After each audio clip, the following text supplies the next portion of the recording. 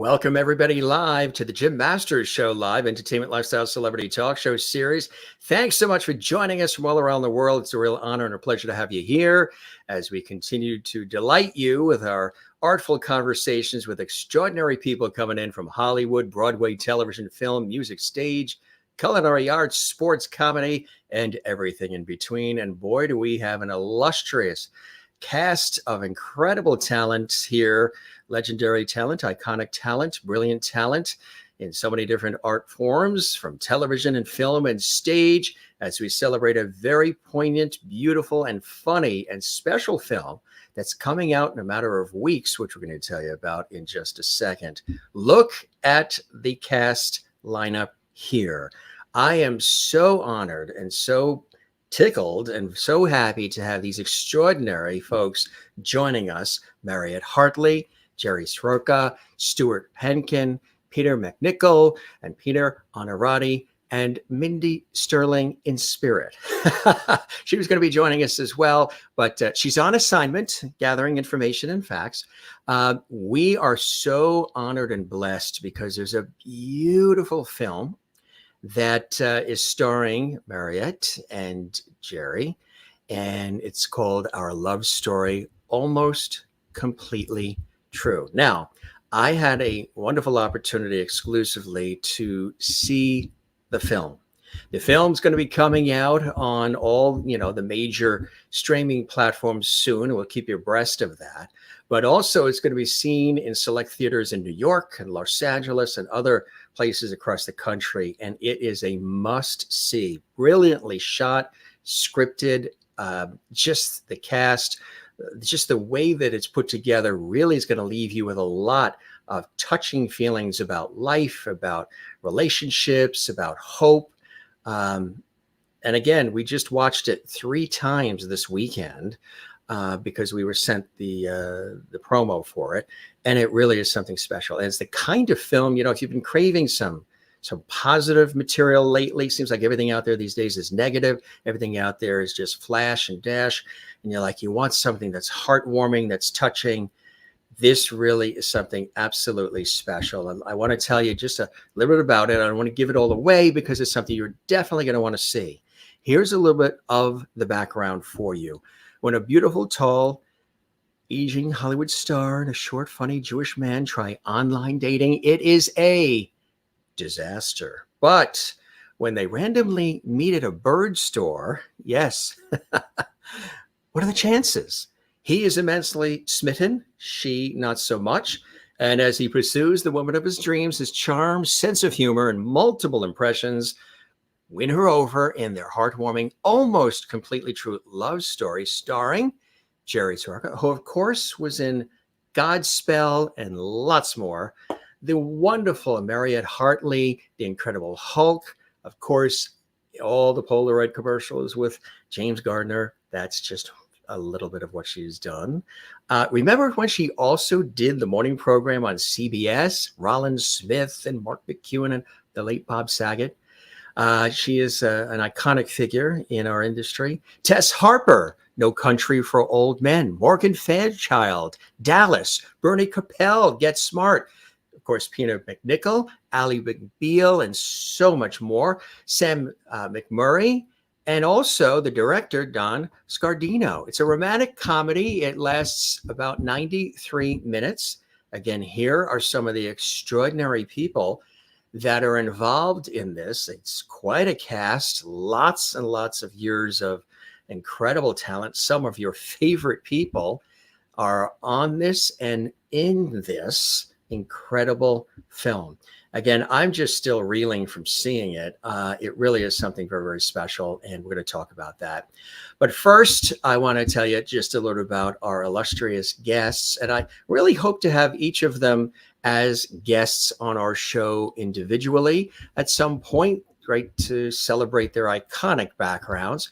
But first, of course, Mariette began acting at the age of 10 with the legendary Ava Galliani and John Houseman. And her numerous theater appearances, Lion in the Winter, The Colony, and Cabaret, and Broadway, Sylvia, MTC Ancestral Voices, Lincoln Center, Enchanted April, Pasadena Playhouse, Measure for Measure, King John, Public Theater. She's appeared at national tours beginning as a teenager when she co-starred with Bert Lahr in the American Shakespeare Festival's production of A Midsummer Night's Dream. She toured with Copenhagen and the Sisters of Rosenweig, and also for which she earned a Helen Hayes Award and the League of American Theater's National Touring Award. She made her screen debut in Sam Peckinpah's classic Western, Ride the Country, with Randolph Scott and Joel McCrea.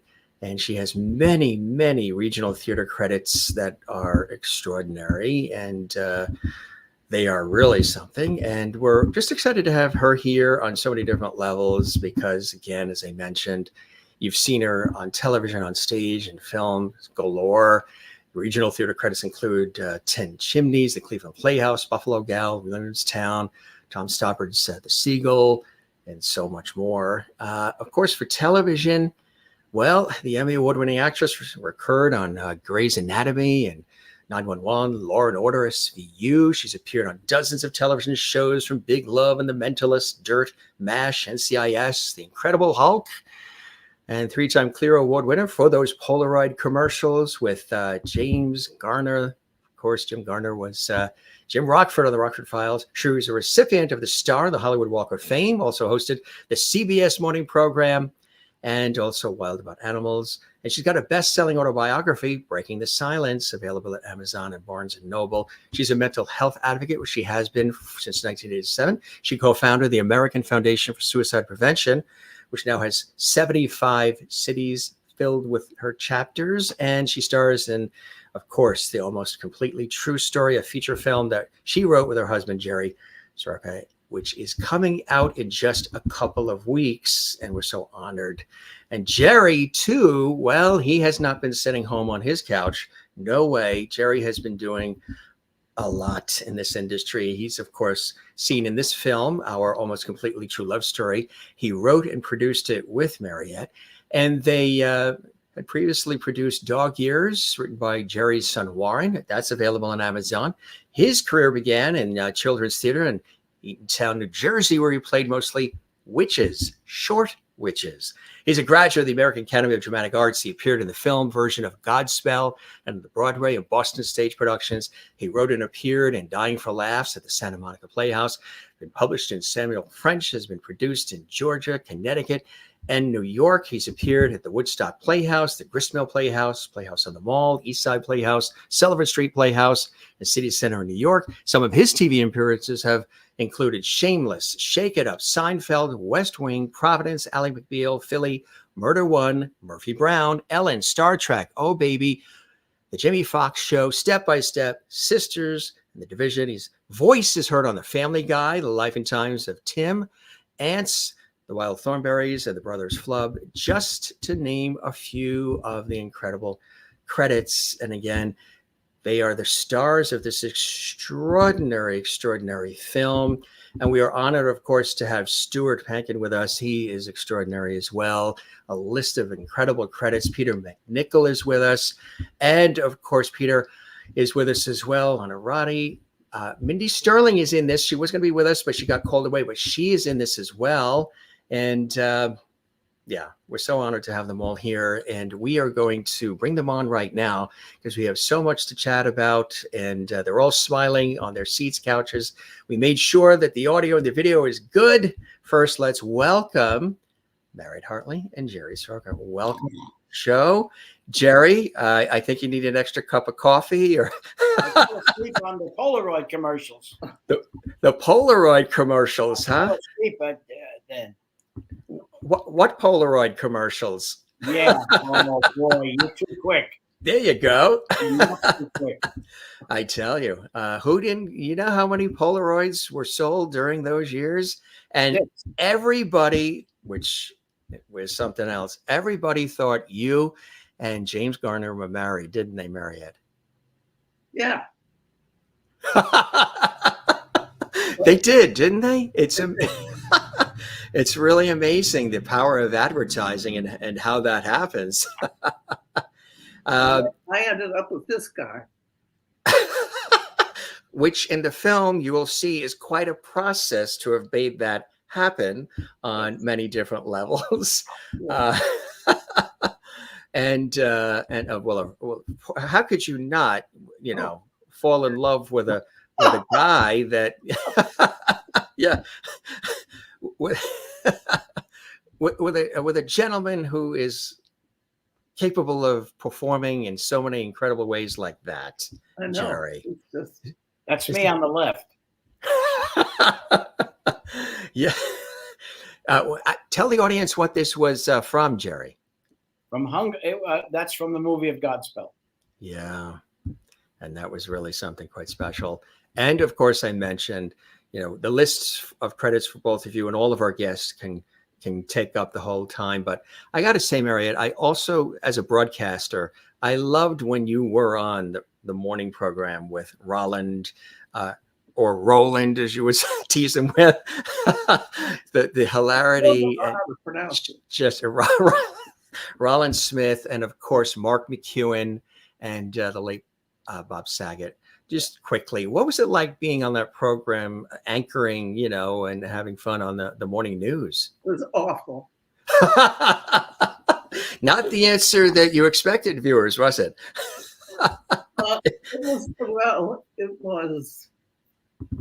It was very different for me because Yeah. I hadn't done anything like that before, and it was very scary in the beginning, and I finally got used to it, but it was kind of tough.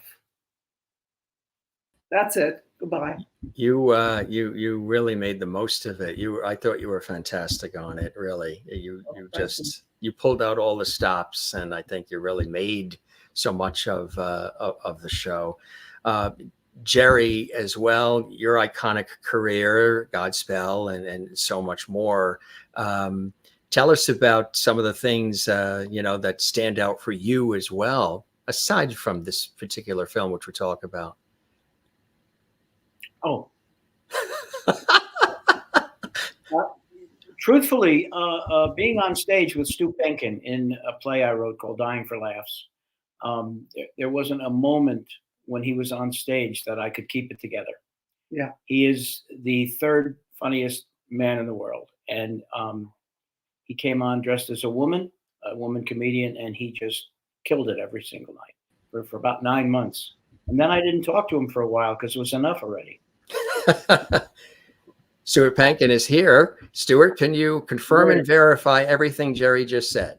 I confirm and verify everything Jerry said. It was 9 months of heaven. It was one of the best projects I've ever done. So much fun, so much laughter, so much talent. And Jerry, as a writer and as a performer, you can't beat him. You just can't beat him. But I tried, but I couldn't. You tried. I mean, working with all of these people. I mean, Stu and Peter, and I mean, it was so stunning for me. And each scene, I barely got through. I mean, Peter. What's that guy's name in front of all the books? MacNicol. Peter. I tell you, that was a kind of a true part of the story, our almost true story, right? And he was terrifying. It was a blind date, and Peter was perfect for the part. He was blind most of the time, and I was, I tell you, and. But I got to tell you, all these actors that I'm looking at, the ones from the movie were great.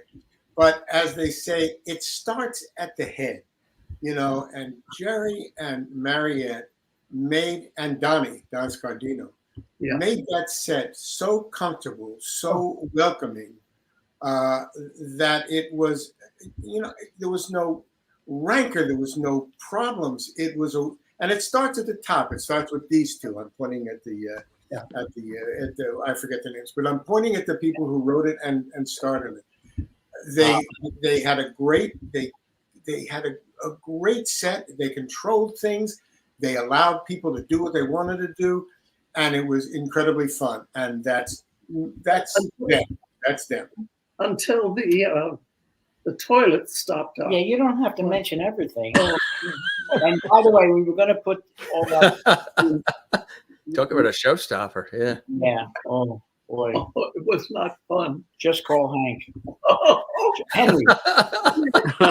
he walks in and he's 7 feet tall. Yeah. So you making a movie?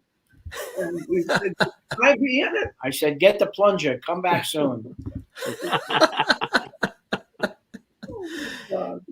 Well, congratulations on all of it. And Stuart, you were talking a little bit about working with Jerry.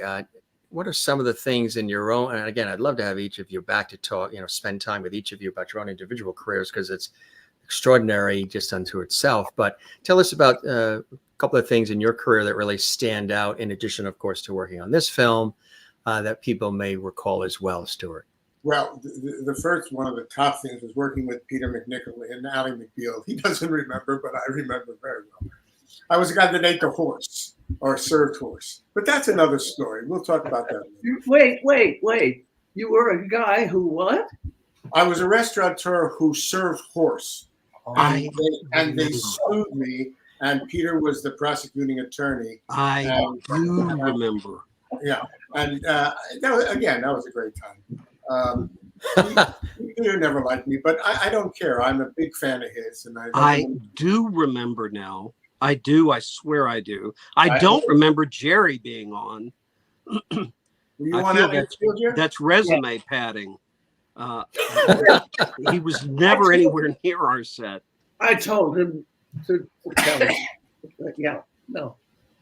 You ever see guys who hand in resumes and the line is representative experience, representative parts, and they put, Death of a Salesman, Macbeth, Hamlet, and they said, you played all those things? No, this represents what I could do if I was cast in this role. That's the truth.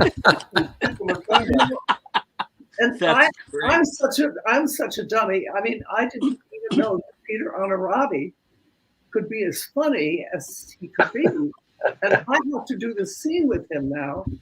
After with stupid glasses and sign the mother's. When you work with somebody great, there's a feeling when you get on the stage and half of the stage is already full with a great actress on the other side. All you have to do is fill up your half. That's it. Yeah. And that's what it was for me. This particular movie was. Plus, it was something I don't get very often. It was an offer. Yeah. Okay. Yeah. Right. Peter, I'm sorry to interrupt you because you have so little to say, but I was at MacNicol's house early after the film wrapped, and he's making dinner, and I said, "So, what'd you do with the check for the film?" Yeah. He said, "Absolutely." He said, "I bought a boat." He said, "Yeah, but it's in the bathtub and it's sunk." It's more of a soap dispenser, but both. Yes. Soap dispenser. Yeah. Yeah. Well, I paid for my gas to Encino and back, or a time. Glad it was nearby. Yeah. That is funny. We didn't have the way we got the movie done was we mortgaged. Go ahead. No, we took a second mortgage, and Mariette said, "Don't worry, it's not on our house; it's on our neighbors."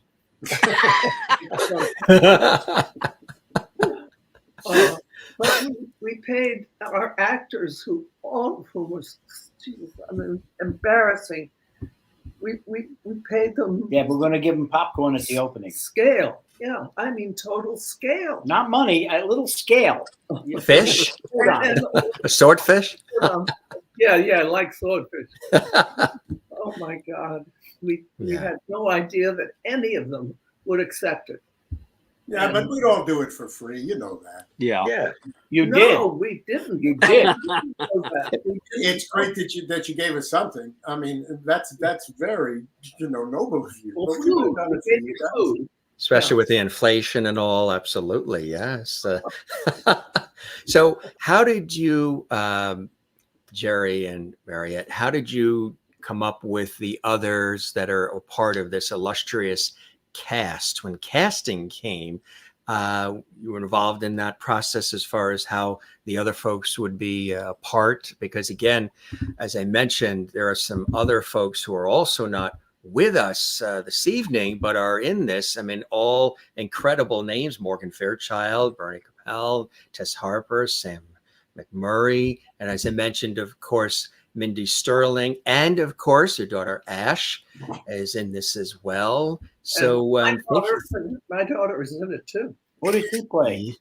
Yeah, she plays Your daughter. my daughter. Yeah. That's right. Yeah. So when you decided to bring this incredible group together, how did that come about as far as who ended up being asked to join, the casting? I don't know. We just, Threats, I think, was Threats. we have Threats? we have so many friends. I mean, Yeah. Jerry and I never particularly wanted to be stars in any. Speak for yourself. Okay. But we have always wanted to be a part of a group of performers that were just terrific actors and actresses. And that's what happened with this. It all fell into place. Bernie lives right up the street. Everybody lives close to us.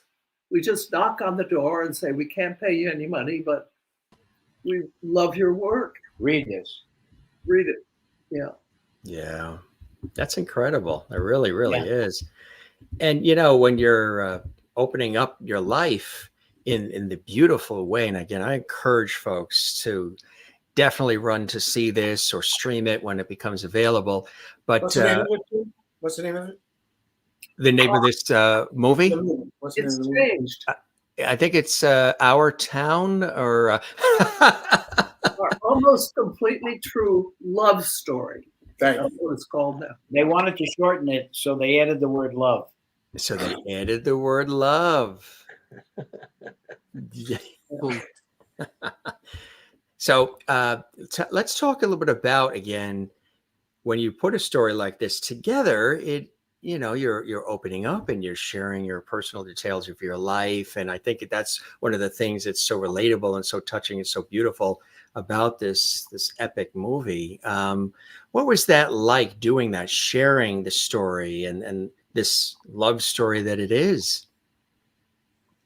Oh, Go ahead. And being so open and authentic about your own experience. Well, I saw it as a comedy, and then this one comes along and says, "We got to go deeper. We got to go deeper." And I said, "I'll go get a shovel.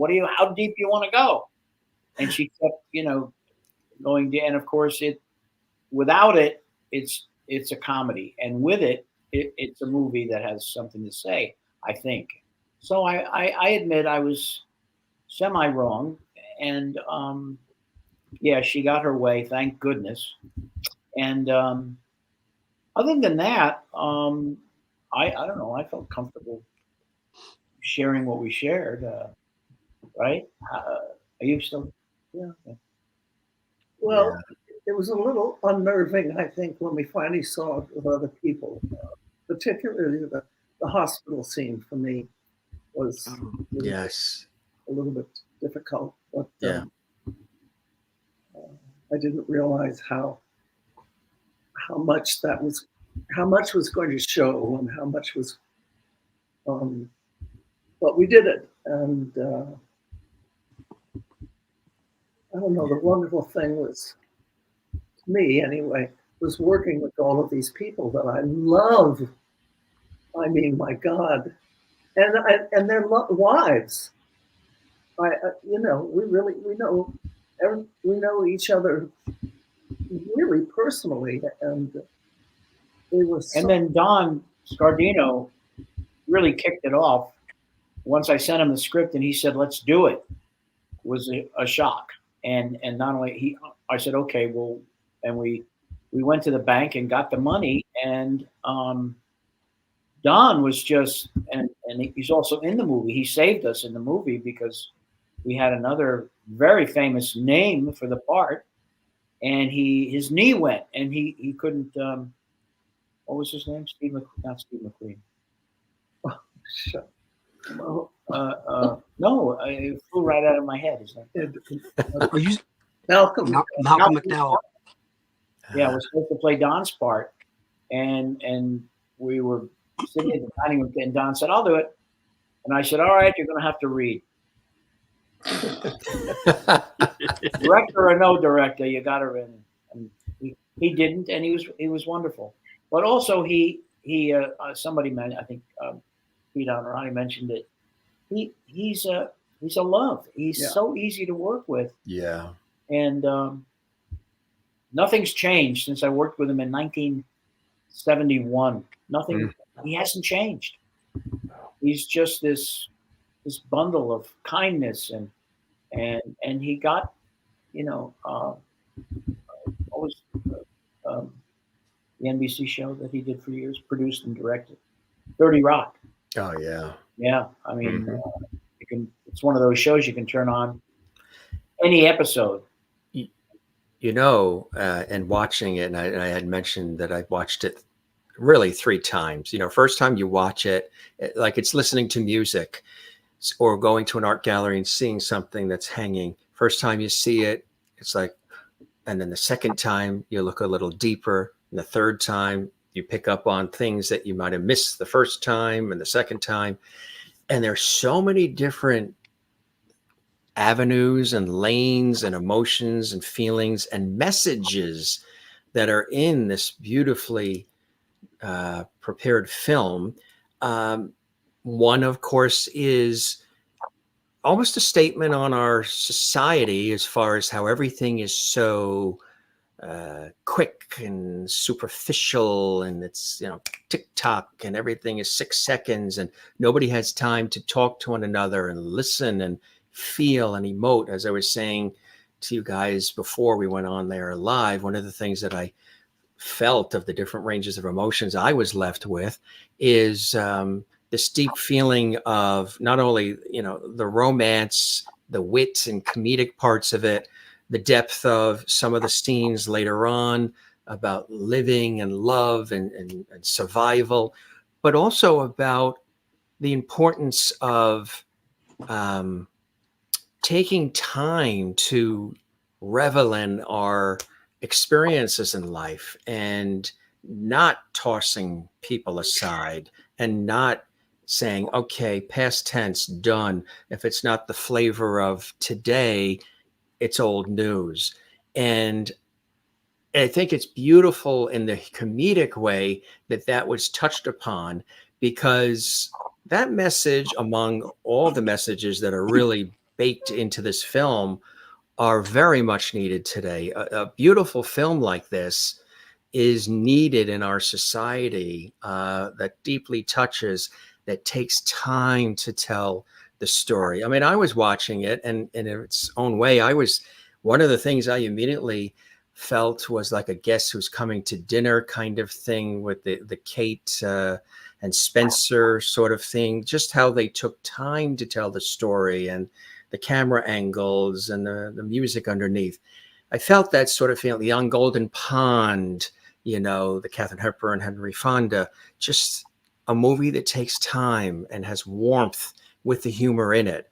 You mastered all of that in this with these messages that you have gingerly peppered in, which I thought was extraordinary.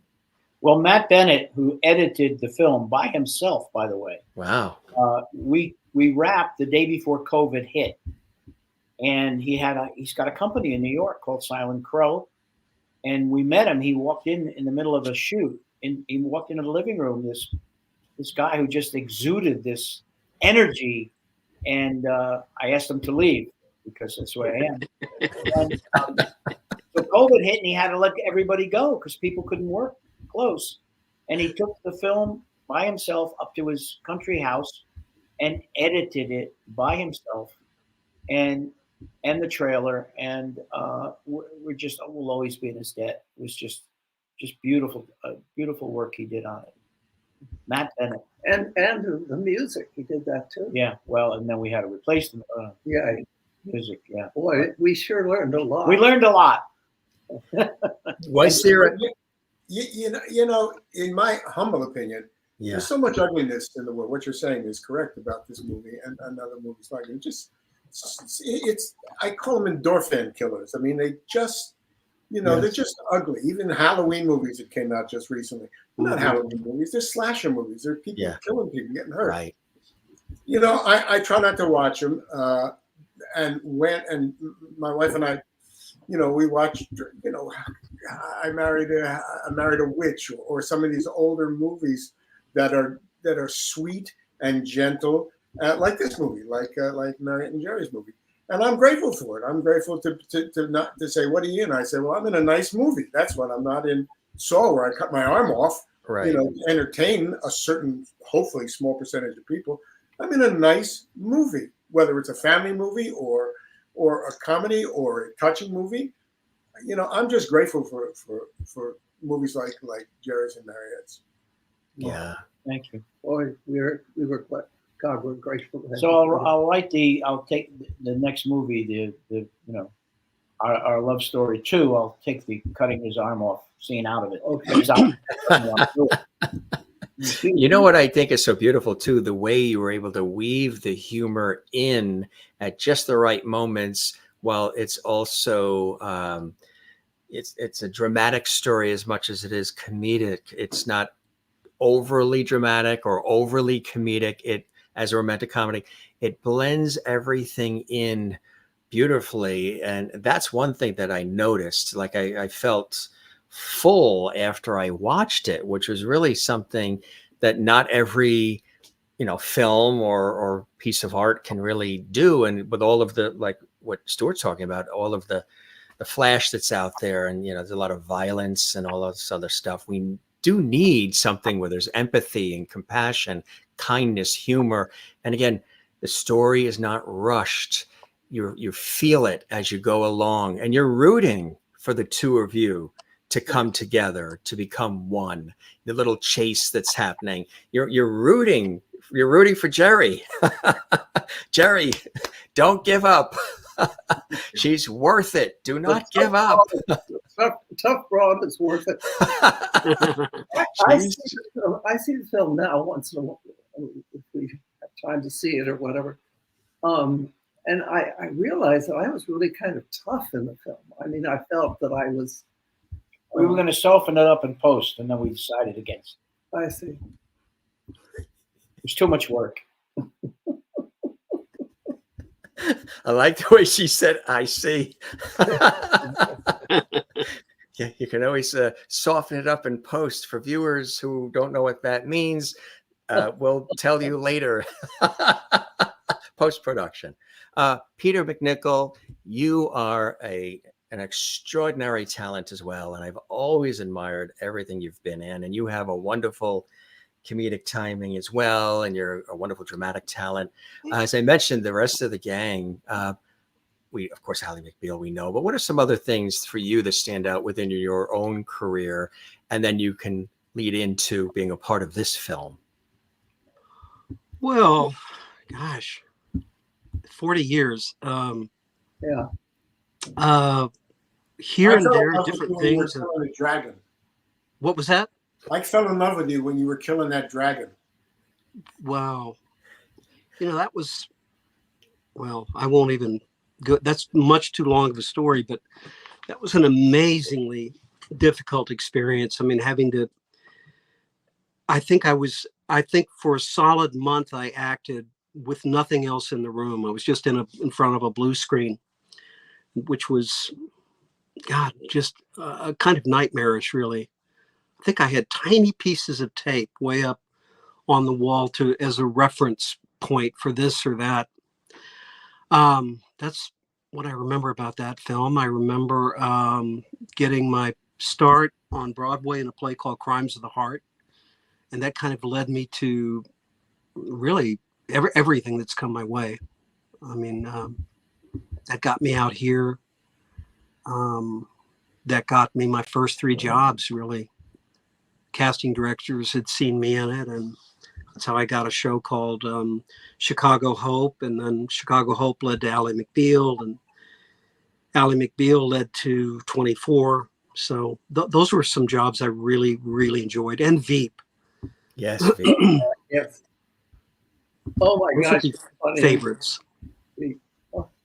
That's another great one, right? Yeah. You know, Some of our viewers are asking, Peter, have you read all the books on that bookshelf, or is that a green screen? it's a backdrop, actually. It's a backdrop. It's just a rental. It's a veneer. No, That is, yeah. but I've read a lot of them. Damn it. Yeah. That's it. I have. It is.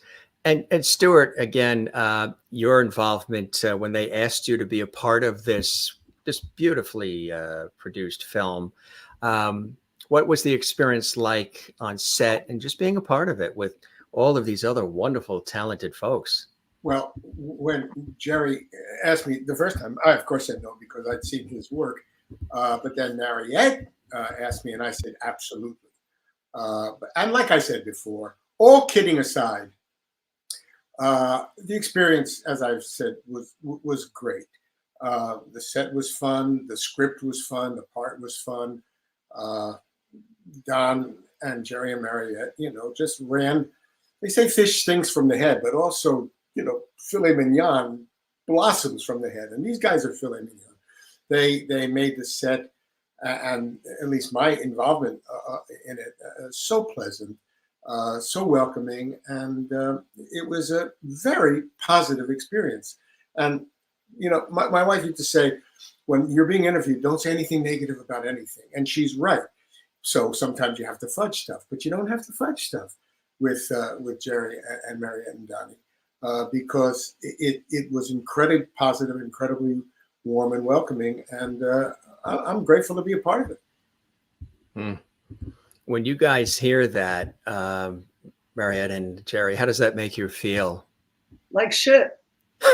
She's again, folks, not the answer you probably expected. And because of this movie, I have an autographed photograph of Mariette Hartley.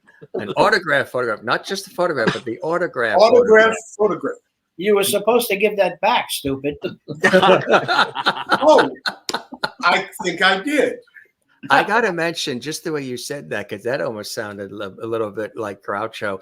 You do an incredible array of impressions, don't you, Jerry? An extraordinary array. And some of those are woven into this film, and it's hilarious. If anybody didn't know that you do that, it is incredible. Do Groucho. I'm not going to do anything for you, huh?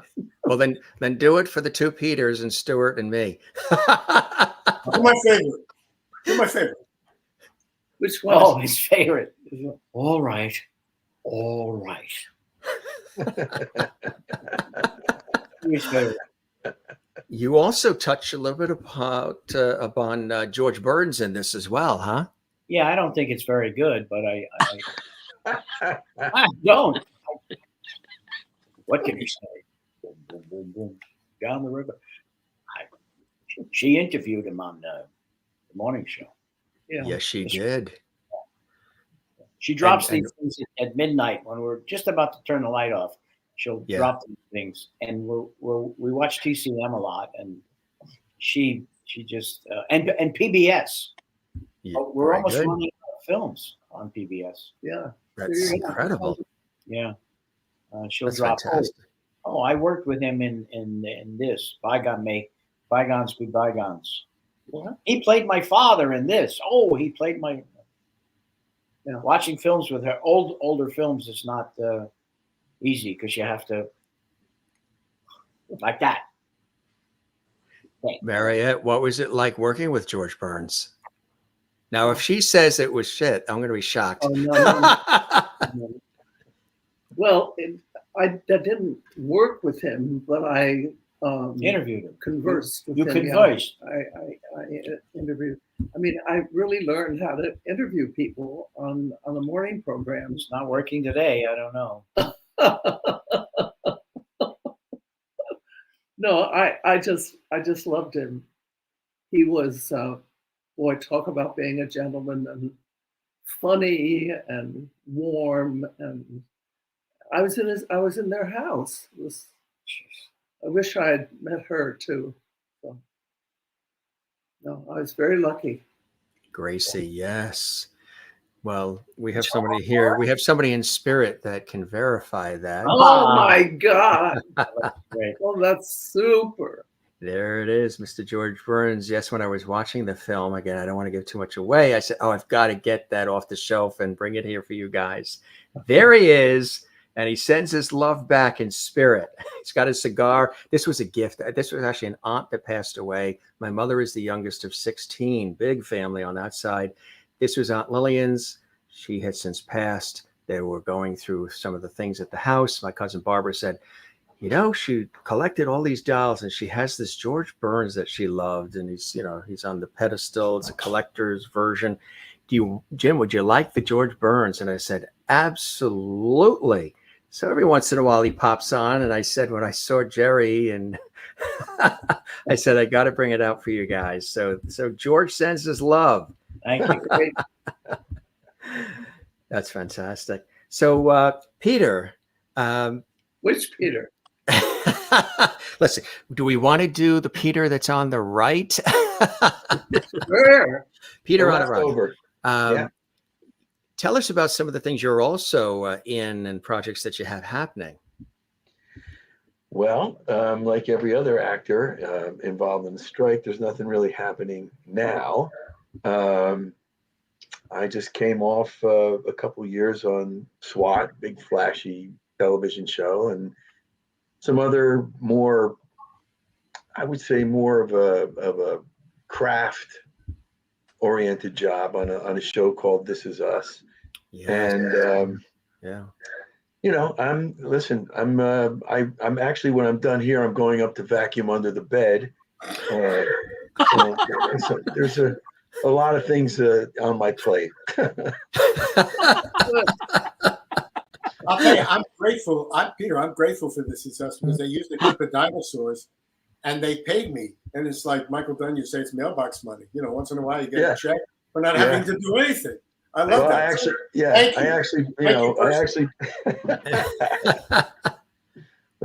Listen, my career has been mostly acquiescence and intimidation. I stepped into it with no training and got lucky and worked. And I did an interview the other day and they said, you have had a successful career. And I go, yeah, you know what a successful career as an actor is? You keep your house and you put your kids through college. Well said. I mean, my first movie was a few scenes in Goodfellas, so where do you go from there, And came here and Stephen Bochco took a liking to me and helped me pay for the house in college. And so, I've been bouncing around and I wrote a play. So I'm a member of the Actors Studio and they admit me now to the Playwright Directors Unit. It's based on this play. So I may head off into that direction. What do you love most about the work that you do? The thing I love the most is being able to create a life that's not my own and to use all my experiences, all my successes and all my failures and everything that I felt during both of those and being able to create something out of that for somebody else to watch and to hopefully understand and draw near to. That's beautifully said. It really is. And again, you have an opportunity to sort of escape into a different world and tell these incredible stories, which you do brilliantly, Peter. Big fan of your work and of everybody here. How long did it take to shoot this film, from the idea of the script to actually completion, to where you said, we love it, it's good, it's okay to go now? How long did that take? You mean the script? The actual process from script to completion. Oh boy. Well, I don't know. The shooting schedule was 20 days, and we wrote it rather quickly. It just flowed, especially when Mariette was away.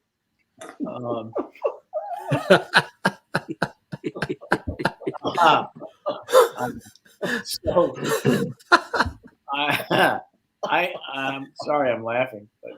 But Sorry, you're laughing. Yeah, that's a good question. I'll call you back. You're gonna make a few phone calls. 6 weeks in pre-production, probably 4 to 6 weeks in pre-production, 20 days of shooting, and like Sylvester Stallone, we wrote it in an hour and a half.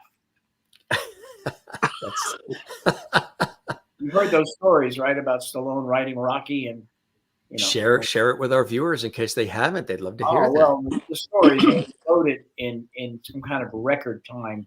I joke, it wasn't an hour and a half, probably more like three hours. And on the back of an envelope. That was Lincoln, stupid. Sorry, I get it confused. If he doesn't say stupid, it doesn't mean that means he doesn't love you. You can only say that to people you love. Oh, yeah. Well, of course, too. Absolutely. Yeah. And then, of course, the other cast who's not with us right now, the other members of the cast. Tell us about their roles and their involvement as well. Morgan, Bernie, Tess, and Sam. Dude, Well, Bernie, there's nobody except maybe all the Peters. Yeah. And my husband. But Bernie really makes me laugh. And in the hospital, I almost fell out of the bed. No. And when I saw the film, that incredible scene where he grabs the balloons, yeah, and I peed myself. I mean, pardon me. I know I'm saying all kinds of awful things. That's why they invented a folks are learning a lot about you this evening, Miss Hartley. Yeah, and I love being called Miss Hartley. Well, that I insist upon. We should learn that. News to me. What was I talking about? Oh, Bernie. Yeah. Bernie, yeah. I've known Bernie for probably 30, 40 years. And we've worked together a lot. And I said, he has a tennis court. Let's use it. Yeah, right. It was that, and then we write a scene around the tennis court. So he's a very special guy. And, and Morgan Fairchild in it as well. Morgan, I didn't know as well. I knew her as, she's a blonde, right? So I did kind of awful things in my brain and said, well, she's a blonde. What can she know, right? She is one of the smartest women I have ever met, and we just thought about her for that scene, particularly because we're all about the same age. Anyway, I'm going to try to stop you saying something. I'm older than anybody in this show, so. But one of my favorite scenes was with Tess and Morgan. And who is that? Who is the little girl? You're going to make me embarrassed. Because you're the little girl. I mean, Yeah. Hopefully, she won't watch this. The casting director. So wonderful. She had to be 5 or 12, maybe. Yeah. And then Tess, we wanted Tess from the beginning, and we couldn't get in touch with her. And we were at the doctor's, and the elevator opened, and she walked out. And I said, well, hold it. Have I got a part for you? And she said, "Yeah, just send it and tell me when to show up." Yeah. It was wonderful. Do you have a little friend that's on your lap there? Who's that? Our viewers love when things like that happen. Who do we have there? This is a stray named Beauty with the most beautiful, show them your eyes. Yeah. You still have those cat allergies, Jerry? No, she's up here because our other cat, Rosie, was in the movie, all over the movie, as you saw. And we didn't have her yet, and she is so jealous. So she jumps on the lap now when we do podcasts. Any of you other illustrious guests have animals beneath the camera's view? Peter, tell them about your dog. It used to be 2 dogs. I have 3 dogs. Yeah. 3 dogs. Yeah. The last one was picked up, and I was going to see my son play soccer in South Central, and she's a little Jack Russell, wire-haired Jack Russell, and she is from South Central. She's got the entire attitude. In fact, she's been attacked by a coyote 3 times. Wow. And the last time she scared it off. Oh my gosh. First 2 times he got her pretty good. But Peter, the other Peter too, has a dog. We tend to try and get dogs from death row, that are on there, that maybe have a day left. So, and that's true of the latest one. She doesn't even look like a dog. She looks like a bacterium or something. Yes. I mean, she doesn't even look like an animal. I can't. She's not here. Or I'd hold her up. She looks like a rug. She looks like a tiny rug that always sits on top of Yeah, our last 2 dogs have been both from death row. Yeah. Really? Yeah. Wow. That's a beautiful thing to help rescue them that way. That's where we've got our animals. Yeah. How about you, Stuart? Is there anything running around there in the house? Not now. We had 2 wonderful dogs. They have passed away. Yeah. Ashes on the mantelpiece. And as I tell people who post things about animals, losing a pet. Yeah. There are a few things harder than losing a pet. And I never realized that because I never grew up with pets. But my dogs. Yeah. I don't want to talk about it. Yeah. It's very, very special. Indeed. Tell us about Mindy, who was going to be here tonight. Hopefully we'll chat with her down the line. Mindy Sterling, who's another phenomenally talented, incredible actress and voice artist and so much more. Tell us about Mindy Sterling and her involvement in this fabulous film. Well, we didn't know Mindy. We knew who she was. Yeah. Our casting director and producer, Jeff Hardwick, said, "I think I can get Mindy Sterling." And I said, "See if you can get her." And the next thing you know, she's in the dressing room getting ready. And I walked over and said, and she's just lovely and wonderful and funny. Oh my, what she did in that scene. I had lines in that scene. I didn't say them. I couldn't. What she was doing with the food.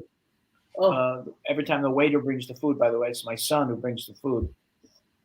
And she just, those looks I give her, like she eviscerated him. No acting involved. I mean, she absolutely eviscerated it. Yeah. Lovely girl, lady, woman, person, female. Absolutely.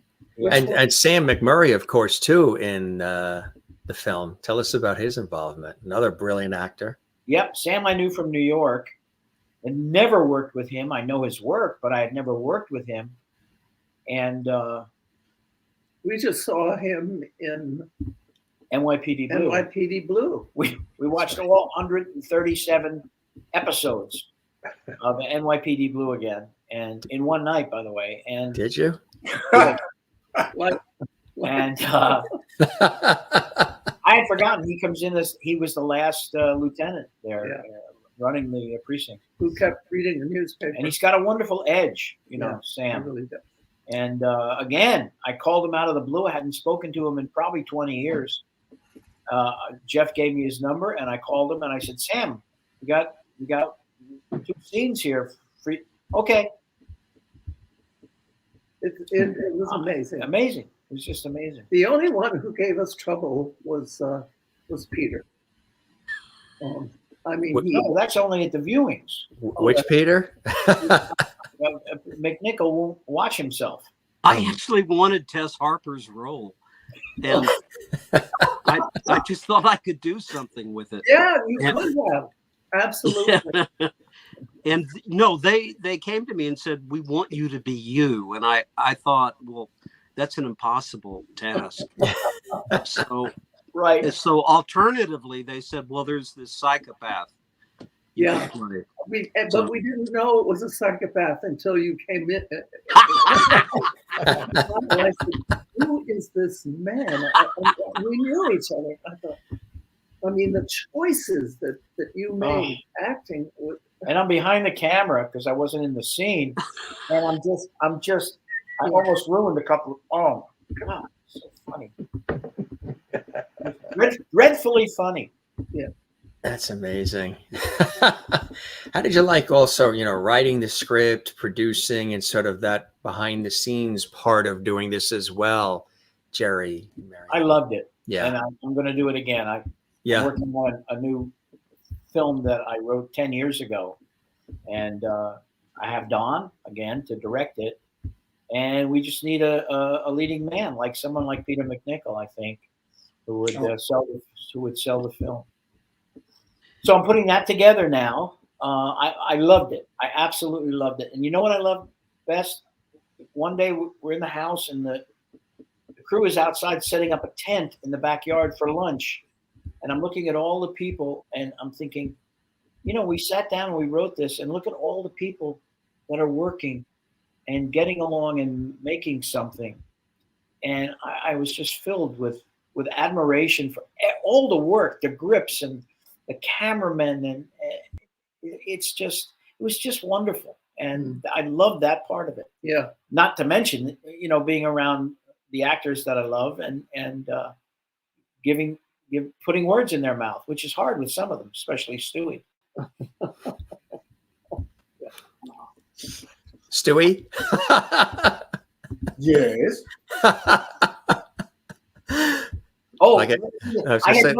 I've never worked with Pete Onorati. I've never worked, right, Peter? Right. We never worked together. We just knew each other. Passing. Yeah. And that was so. Mariette said, "Can he do comedy?" I said, "It's Pete Onorati. Who cares?"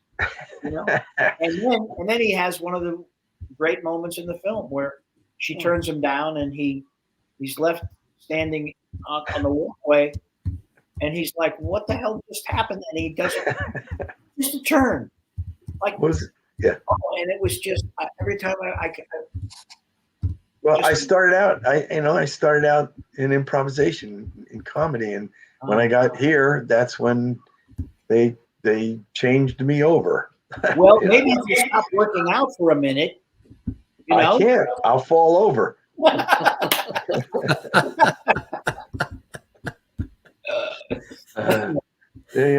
That's another habit. That's another one of those habits. That's a good habit. Hey, you know what? I said this to somebody the other day. I don't know when I can stop because this is kind of what I sell,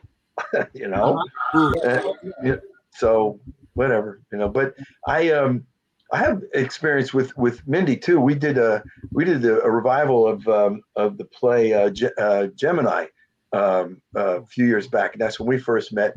And then we have been doing this sort of masters improv workshop with a bunch of groundlings and stuff. So, I got to perform at the groundlings with her a couple times too. So it was kind of a resurrection of whatever I had learned, from the beginning. But yeah. And Tess is great. Tess and I, know each other pretty well, but, if you know Tess, you know that there's only 2 people that can get her out of the house to go places, and that's Armin Shimmerman and Kitty Swink. So And Morgan is, Morgan. Well, actually, Morgan and Tess from my days on the board of Screen Actors Guild. That's when we all sort of got to know each other. Yeah, that's where I met Morgan. But I remember you from New York when I first got into the business, and I was on the commercial circuit trying to make something happen there. And I remember, you kind of floated into the room pretty well, and it was everybody was pretty intimidated because you were the guy, and it's fun. It's fun to see this, now to be able to walk on a sound stage with you guys and to, and to work equally, with you. With no sound. Yeah, it's great for me. It's great. And you came up to me at Vitello's, and you said, after That's right. what's his name? Yeah, you said, I know this is the place where Beretta took his wife out, but do you want to work with me? That's right. I'm glad you reminded me of that. I think weren't you seeing a Rex Reed show or something? What? There was something. Yeah. Oh, yeah. That's right. He was singing. Oh, yeah. Right. I didn't know that, and I'm glad. Yeah. No, Rex Reed sings for critics only. It was a night. Yeah. Yep. Was a night. And I was with Bill Thomas, who was in Godspell with you, right? Of course. Absolutely. Yeah. What a great incredible. Guy. Yeah. Yep. Number of years back, Mariette, you starred in a film that was very, very poignant, My Two Loves, with the iconic Seda Thompson. It's a wonderful, wonderful film. What was it like working with wonderful Seda Thompson? Well, I had known Seda for years. We were at the Shakespeare Festival together. Yeah. Too, and I just loved her. Yeah. And having her play my mother, and a very judgmental mother. I just loved her. Absolutely loved her. Did any of you other folks get a chance to know or work with Seda Thompson at all over the years? I wish. Yeah. I think I slept with her in the 60s, but I don't. See, I didn't say anything, Stewie. That was you? Wait, with Kate Lawrence? Did Doug know about that? And Buddy and scene. Scene. I was gonna say, oh my God, that is something else. Yeah, she was obviously an iconic and beloved person as well, and of course Ash, who was going to be with us but got called away on assignment. Having Ash a part of this, and there's a very poignant moment in specific. And again, I don't want to give it all away, where she is in this. Having Ash a part of it. Tell us about that, Jerry and Mariette.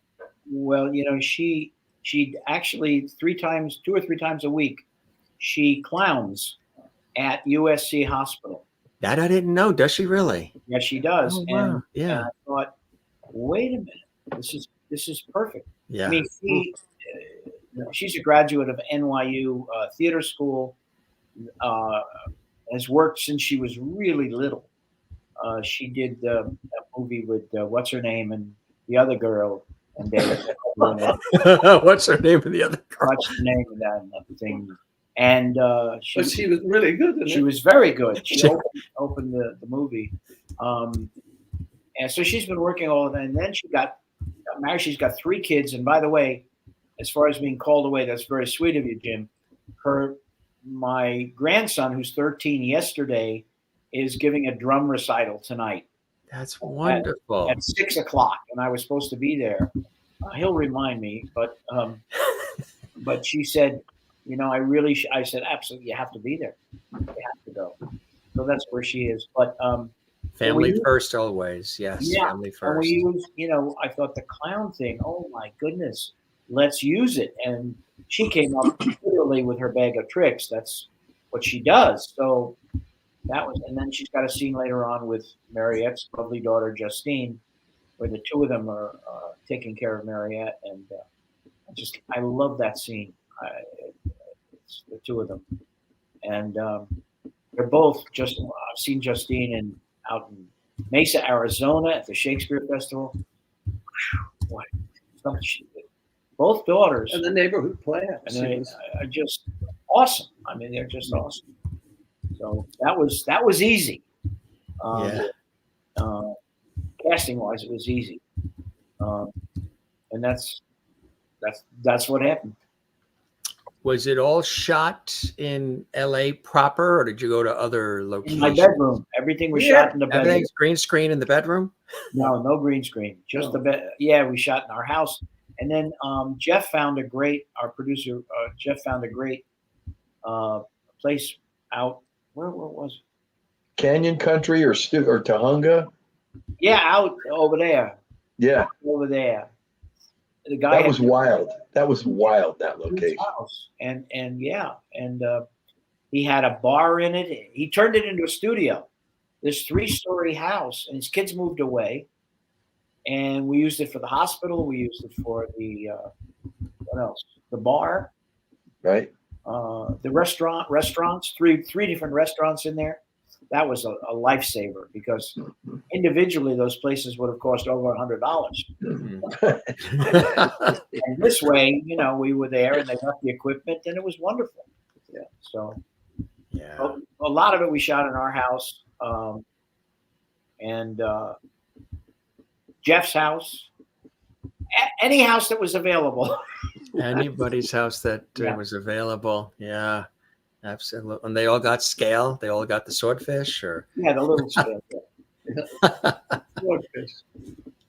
What do you hope folks are left with when they watch this film? Again, it's very open and authentic and real. And I said it's a beautiful, beautiful film. And I really encourage folks to enjoy it. And each of you were stellar in the parts that you had within it. You really added some nuances with your own creative take on things, both Peters and Stuart and all the rest of the cast. And it's a film we need to see. And folks, I think once they see it, it's going to become a real favorite for a lot of people. What do you hope they're left with when they watch it? That's a hard one. You take it. Oh. Well, you said, Jim, you really said so much about it. And, we've seen it now with about 3 audiences, and I got to tell you, that's a wonderful feeling for us, because the once the laughter starts, oh boy, I think that's the moment when we take a deep breath, and they get it, and then the questions afterwards are they just fill us up. It's just. Already, and it hasn't opened yet. Already, I feel like we did what we set out to do, which was to make a funny, warm film, something people would laugh at, and smile, but that also had meaning. Yeah. I mean, I didn't know how far to go, and I think Jerry, is that you? Jerry. He wasn't too sure. No, it's Roland.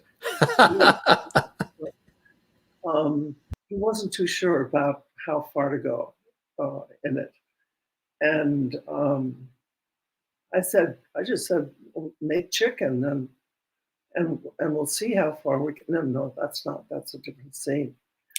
Anyway, but we just I don't know. It sounds corny. But to me, love is very hard to describe. But it's essential that people know what it is somehow. And you can't just talk about it all the time. But it comes from self-revelation. And it's interesting. When Jerry and I met, I thought, what the hell is this guy going to teach me about love? I'm older than he is. I know more about love than he. And I have to tell you, and I think about that all the time. he has taught me more about love than I've known all my life. I mean, and also humor. You know, he just makes me laugh. And it's not a joke. I mean, I can't stop laughing a lot of times when I'm with him. But then I put my pants on and That's it stops. That's Suddenly, right. just I know. stops like that. Stops dead. By the way, I'm not wearing any pants for this interview. Stop it. You could never tell with these kinds of things because right, we don't the camera. There's no panning down of cameras. I dip down this screen and you're off the air, Charlie.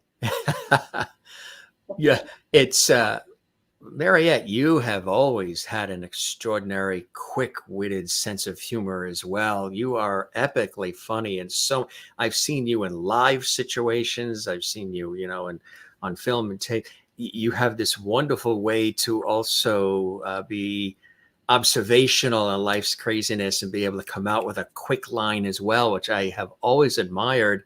So here you have Jerry, who is, spinning it out constantly. It's a wonderful amalgamation of lots of levity between the two of you as well. How did making this film and being so open and lovingly sharing it with all of us impact, enhance the already existing relationship that the two of you have had in finding each other and being together as you are, which is such a beautiful thing? How did the film, in a way, sort of solidify that in any way, if it did?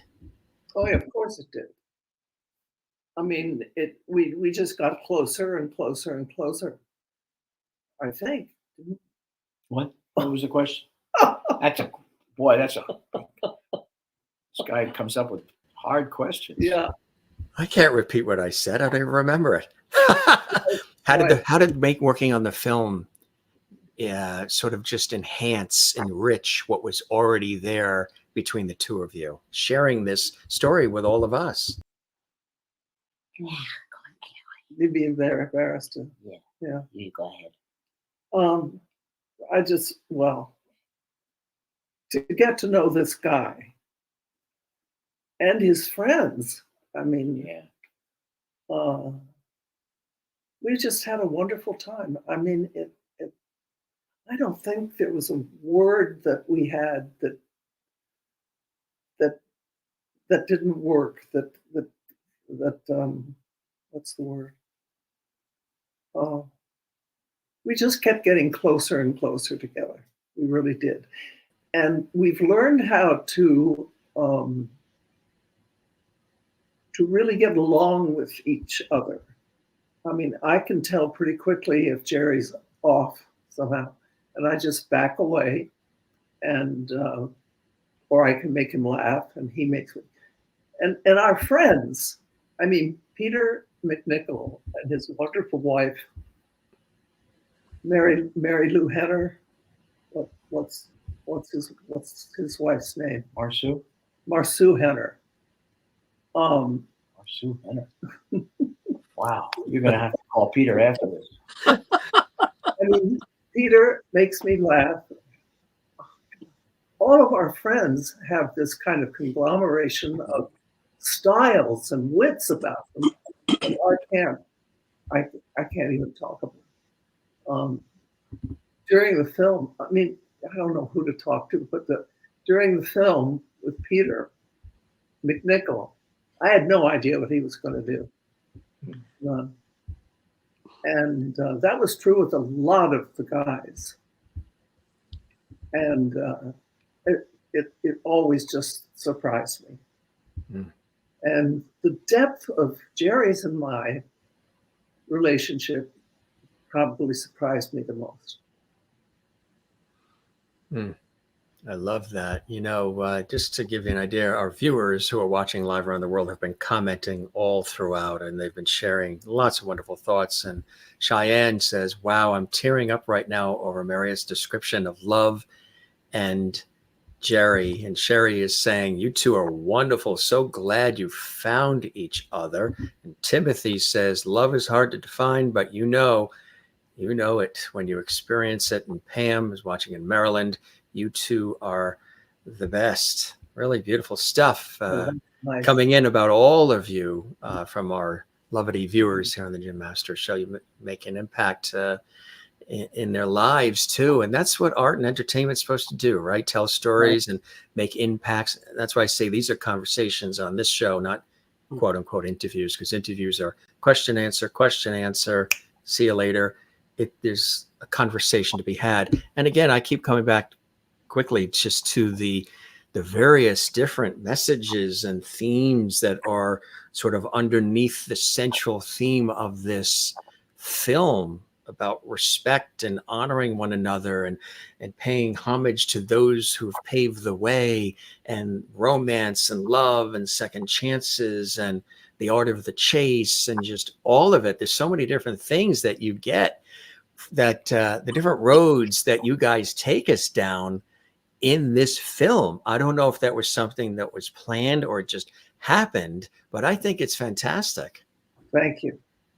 We just told our story, and that, I think that was amazing.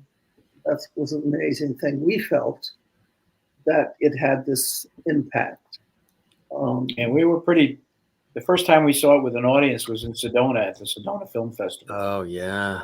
And there were 800 people. And I was nervous.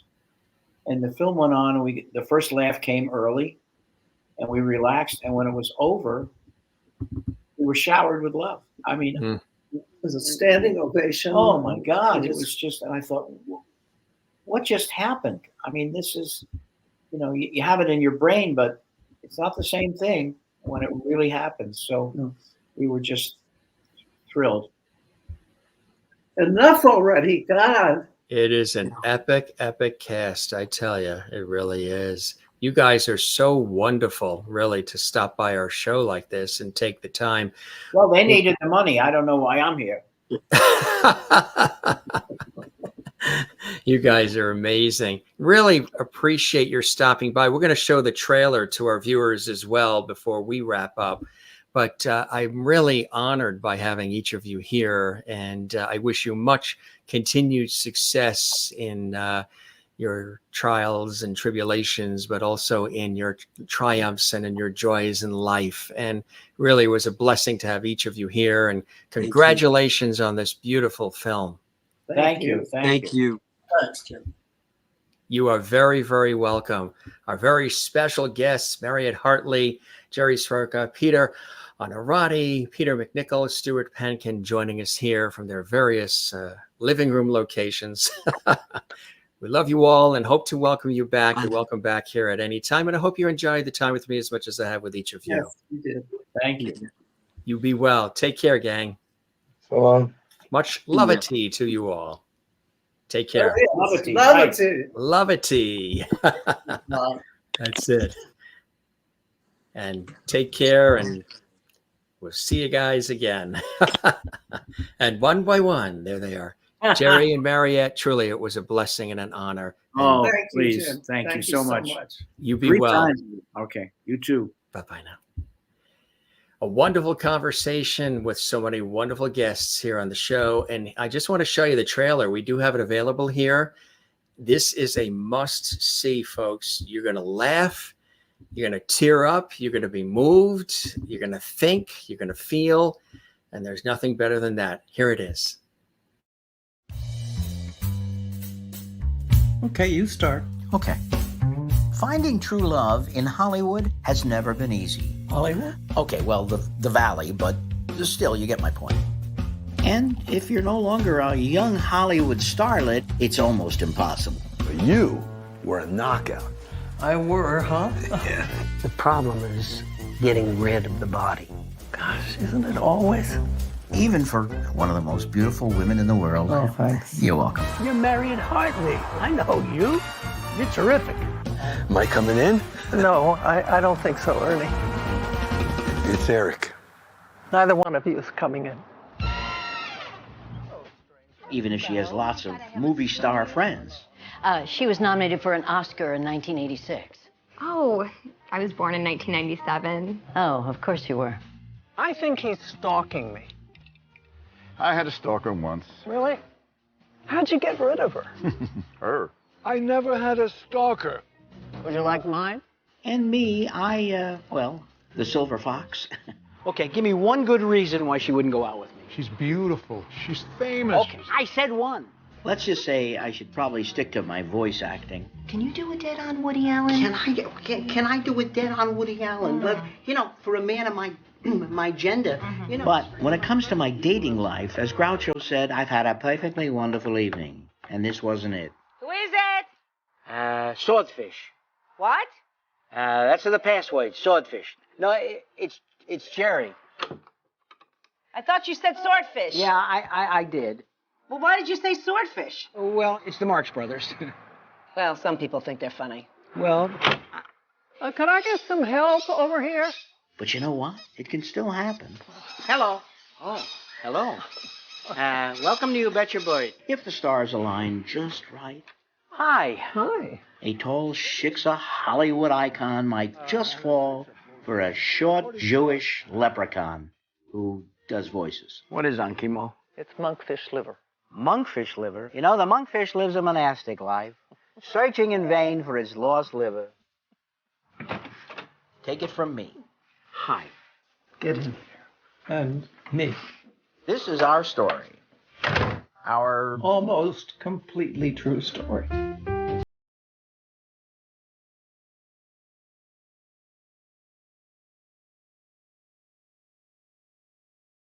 What was the name of the little guy with long black coat? Myron. Morgan Earp. Oh boy, if it had been Myron Earp, or gunfight at the Oive Corral, that doesn't play the same. That is the trailer. It is our almost completely true love story. As Jerry was saying, the words love story have been added in the various iterations as the film has been created. So you want to look for our almost completely true love story. And as I mentioned, look at some of the extraordinary people that are in it. Of course, starring the incomparable actress, Mariette Hartley, and the incomparable actor, Jerry Sroka. We're so happy to have Stuart Pankin here and Peter Onorati. They're all brilliant actors. Peter MacNicol, who you've seen in some of your favorite TV shows and films. And of course, Mindy Sterling and Ash Sroka also in this. And more, but wait, there's more. Mariette Hartley's daughter is also, Justine is also in this. And Morgan Fairchild, Bernie Capel, Tess Harper, Sam McMurray. They're all in this as well. What a cast, right? There's this like decades of incredible, legendary talent. You know, it was also wonderful to have an opportunity to chat with them. There was a lot of humor in this episode of the Jim Masters Show live series. The gang, they had so much fun with each other, and we had so much fun with them. And they took the conversation, I just let them roll too.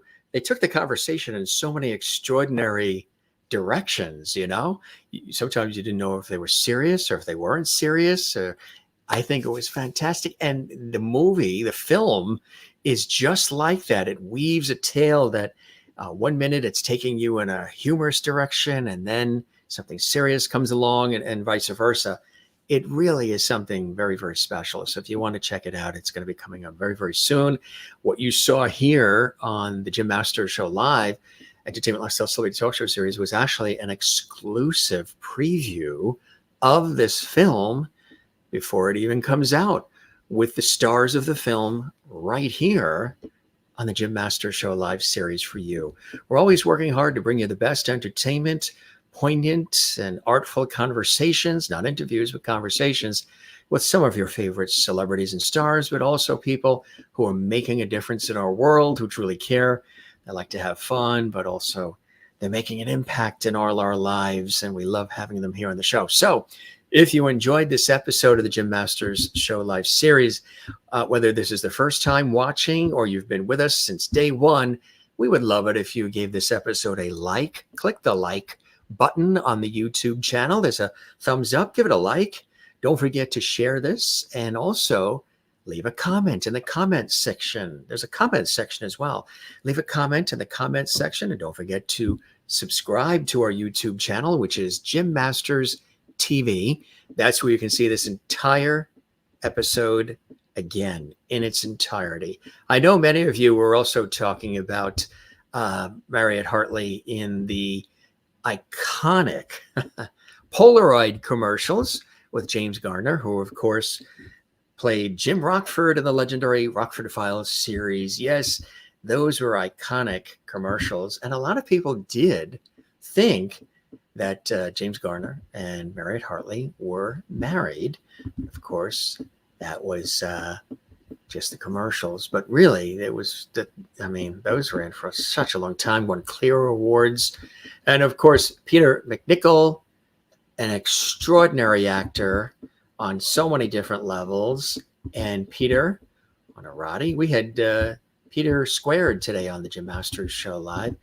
He is a brilliant actor as well, and there's a little sort of collage of some of the things he's been in. What can you say about Stuart Pankin that hasn't been said already? An extraordinary actor in some of your favorite television series and iconic films as well.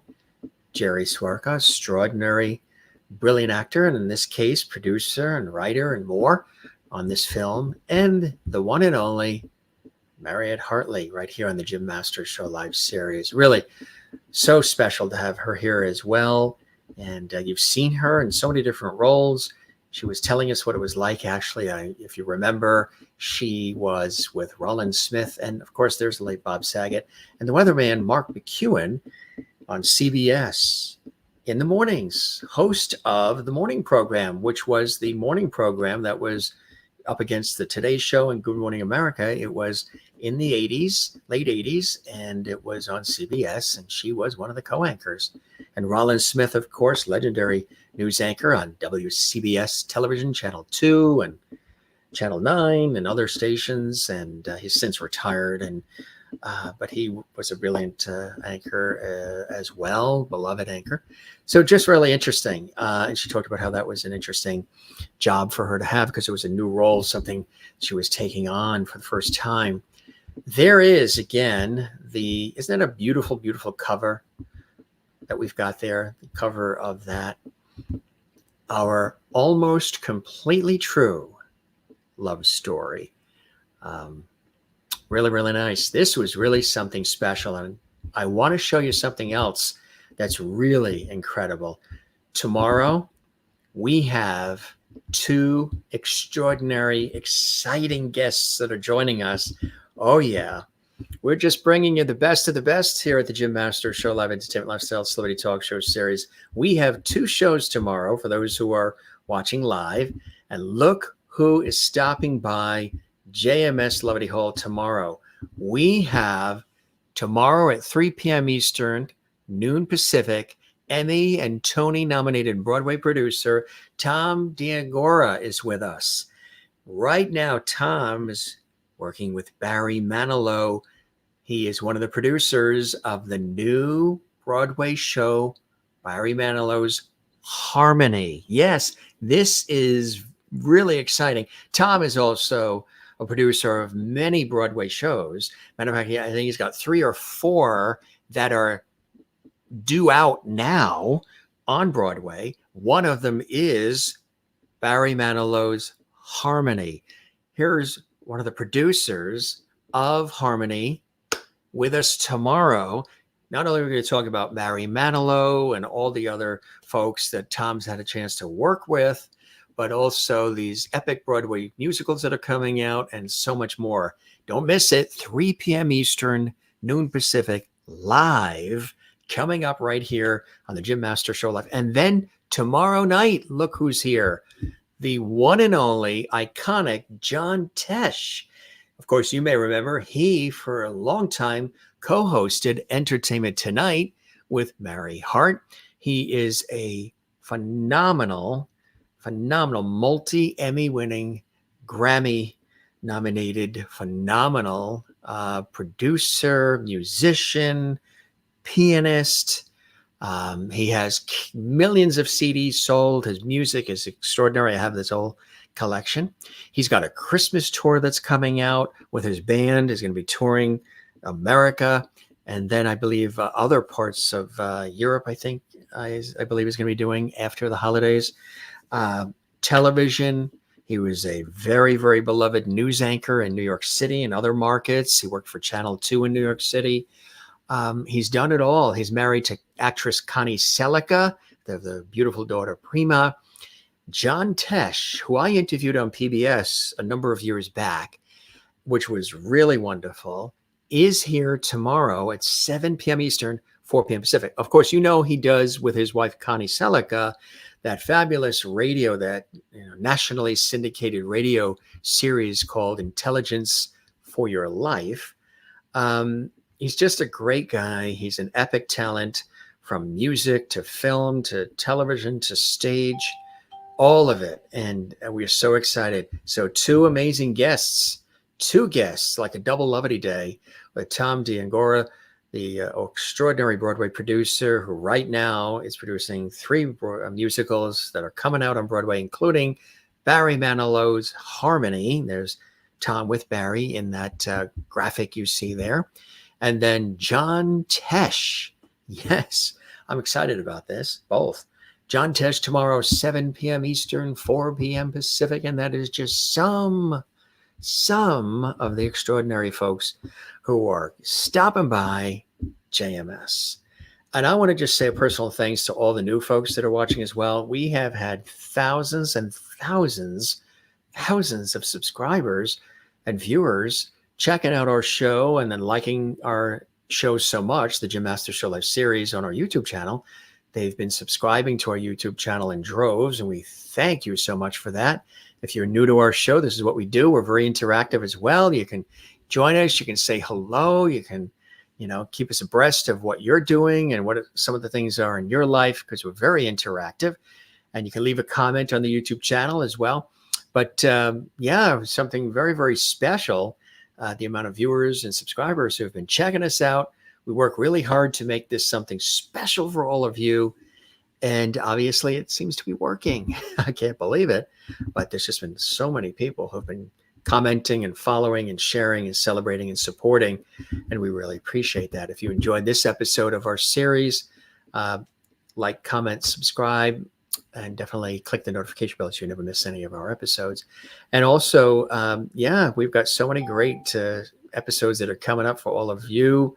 And it's a pleasure to putting these shows together. And again, what an extraordinary, there were decades of Hollywood talent that joined us on the show today, which was something else. And this was quite exclusive to have everybody together.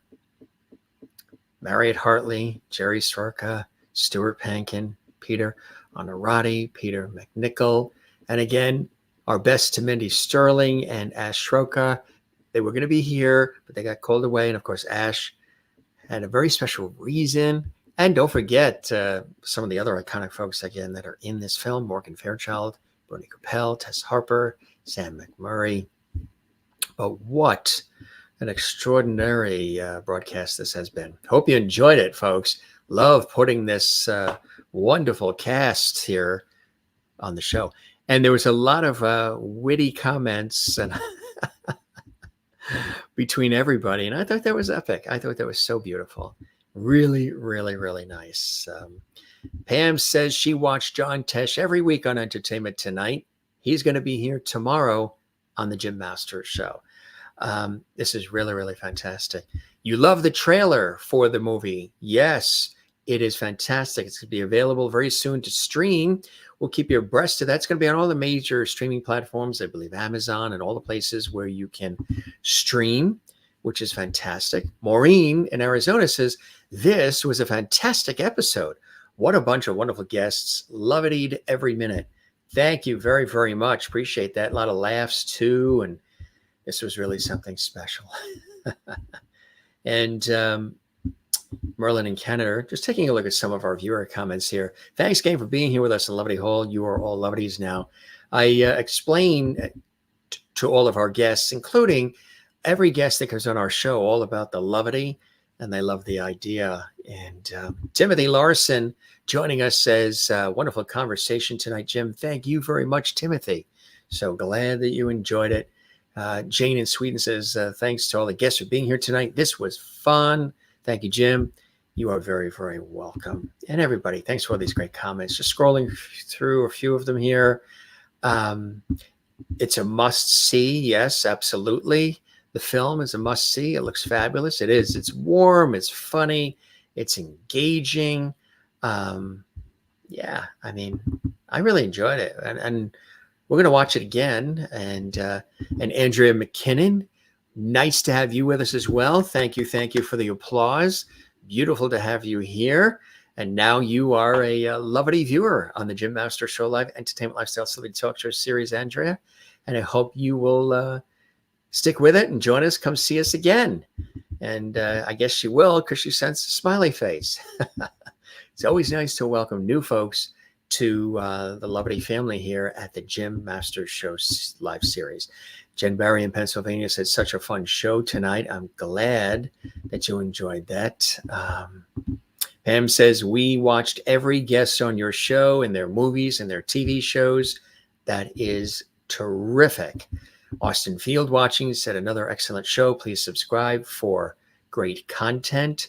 Thank you very much, Austin. I really appreciate that. Very, very nice of all of you to say. And Merlin says, Mariette, did you know you were a heartthrob? My husband was crazy about you. Your husband has had good taste, for sure. And Jen Barry, all Jim's guests tonight, you are all now loveties. Yeah, absolutely. A lot of fun. And I'd love to have them back, individually as guests, because each of them in their own right has accomplished so much, and they have brought us so much incredible epic entertainment on television and film and stage. I'd love to have them on as individual guests, and we can celebrate their iconic careers as well. Tonight, it was all centered around this phenomenal film with Jerry and Mariette Hartley, but I'd love to have them individually as well. So hopefully we'll be able to connect and make that happen. So you saw a little of the clip with the trailer, and it was really, really just wonderful, really. Again, we thank our very, very special guests for joining us on the Jim Masters Show here live. Mariette Hartley, the one and only, Jerry Sroka, Stuart Pankin, Peter Onorati. Look for them on some of your favorite movies and shows. Peter MacNicol. And of course, hopefully at some point we'll have Mindy and Ash with us as well. And don't forget, coming up, 2 shows tomorrow. Tom is joining us, and John Tesh is joining us as well. Thanks, gang. We love having you here. If this is your first time watching the Jim Master Show Live series, we love having you here, and we really appreciate you being here. And come see us again. Spread the word about our show and let everybody know that you're here. And you got a chance to see George Burns as well. And we used to show George a lot on the show. They got a kick out of it, our guests, Jerry especially, because he references George in the film. So you'll look for the George Burns reference in the film when you watch it. That's why we pulled out the George Burns collectible, because I wanted to put a smile on their face and tie it into the film, because they do reference it in the film as well. All right. That's a wrap, gang. You can binge watch over 1,020 episodes of our series. So go ahead and do that if you like, if you missed anything. And we thank you for being with us here. This is Jim Masters thanking you for your time this time. Until next time, come see us again right here in JMS Liberty Hall on the Jim Masters Show Live. Be well, take care. We'll see you again soon. And cheers.